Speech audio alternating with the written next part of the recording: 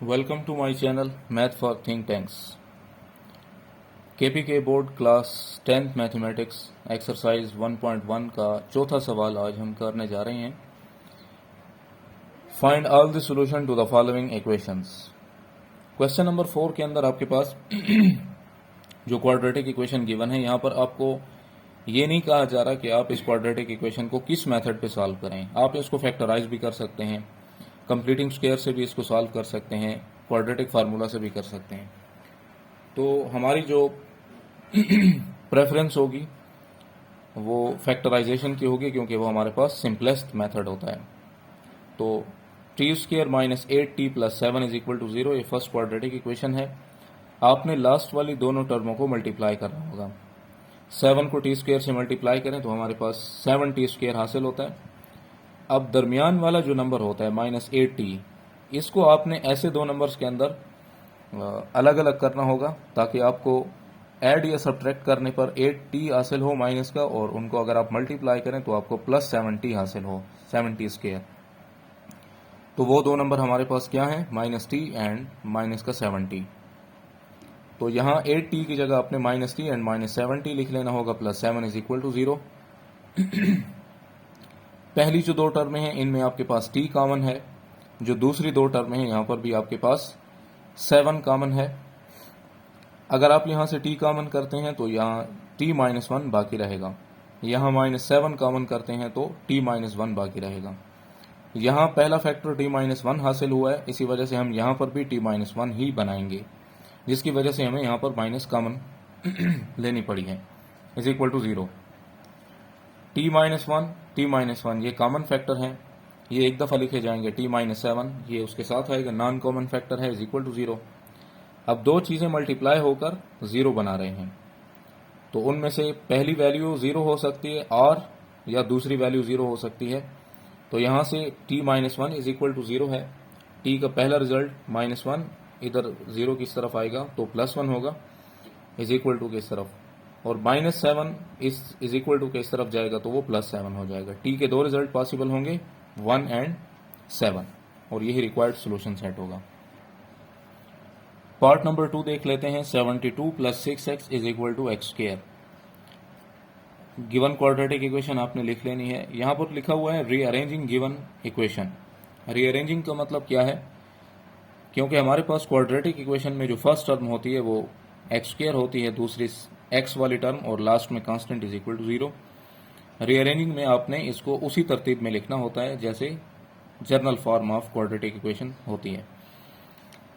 अब आपने फिर से इसको देख लेना होगा कि इसकी फैक्टराइजेशन पॉसिबल है। सो 72 और एक्स स्क्वायर को आपस में आपने मल्टीप्लाई करना होगा। 72 1s are 72, plus minus minus minus 72 x square हासिल होता है। दरमियान में हमारे पास जो वैल्यू है वो है माइनस 6x। ऐसी दो वैल्यूज लाएंगे जिनको अगर आप आपस में ऐड या सब्ट्रैक्ट करें तो माइनस 6x बनाएं, और अगर मल्टीप्लाई करें तो माइनस 72 एक्स स्क्वायर हासिल हो। तो वो दो वैल्यूज क्या हो सकती हैं, 12 एंड माइनस 6।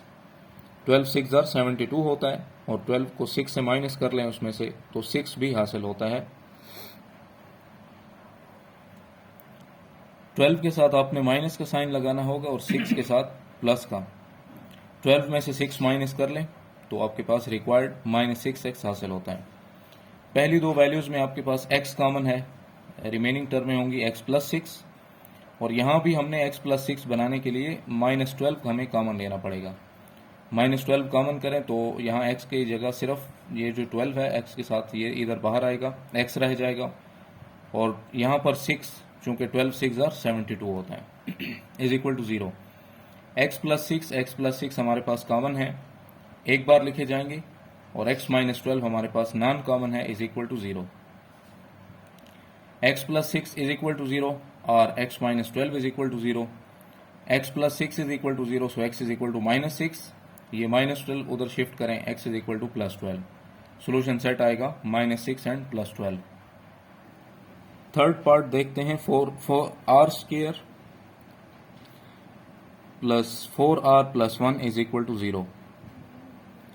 अगर आप इसको फैक्टराइज करते हैं तो r स्क्वायर इंटू 1 मतलब 1r स्क्वायर आपको हासिल होता है।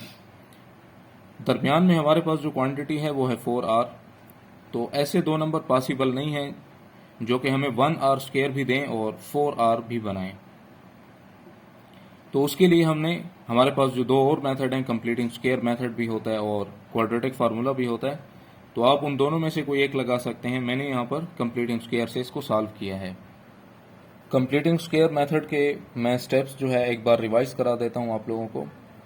पहला स्टेप हमारे पास क्या होता है, हमने जो क्वाड्रेटिक टर्म होती है उसका कोफिशिएंट जो है वो 1 बनाना होता है। यहाँ पर ऑलरेडी 1 है, आपको बनाने की जरूरत नहीं है। सेकंड स्टेप में क्या होता है, आपने कांस्टेंट टर्म को राइट साइड पर शिफ्ट करना होता है। तो यहाँ पर वो +1 था, इस तरफ जाएगा तो -1 रहेगा।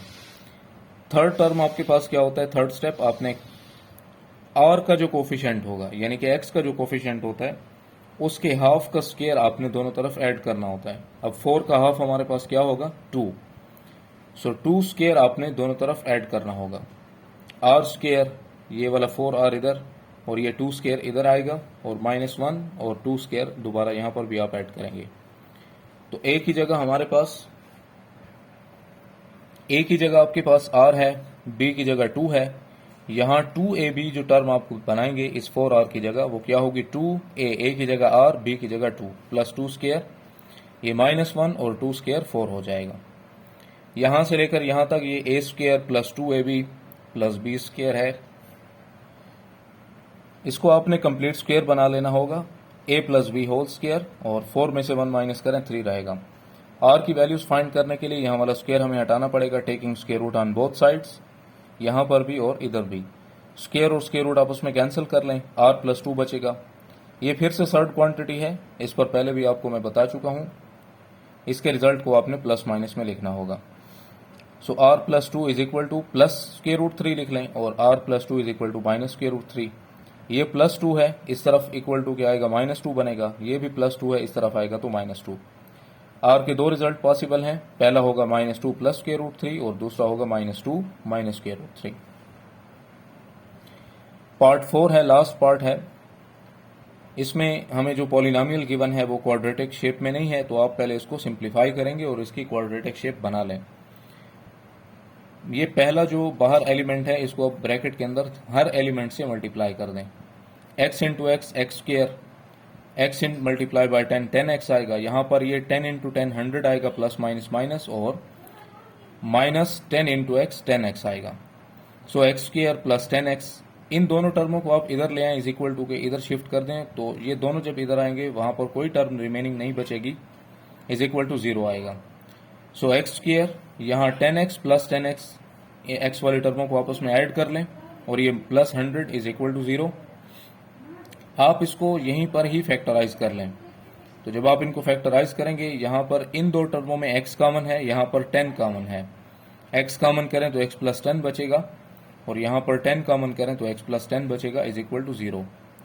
x प्लस 10 हमारे पास कॉमन है और x प्लस 10 फिर इधर भी दोनों ही कॉमन आ गए हैं। तो ये हमारे पास x plus 10 into x plus 10, ये बेस इक्वल है, इनके एक्सपोनेंट ऐड हो जाएंगे। यहाँ पर इसका एक्सपोनेंट 1 है और इसका भी एक्सपोनेंट 1 है। जब बेस इक्वल हो तो एक्सपोनेंट ऐड करते हैं, 1 प्लस 1 2 होगा, is equal to 0। Taking square root on both sides, दोनों तरफ स्क्वायर रूट लगा लें। स्क्वायर और स्क्वायर रूट कैंसिल, यहाँ 0 का स्क्वायर रूट हमारे पास 0 होता है। तो x का एक ही रिजल्ट पॉसिबल होगा, -10, which is required solution set. अगर आपको ये वीडियो अच्छी लगी हो तो आप हमारे चैनल को सब्सक्राइब करें, लाइक करें वीडियोस को, कमेंट करें, शेयर करें, और कोई क्वेश्चन हो तो आप कमेंट में पूछ सकते हैं।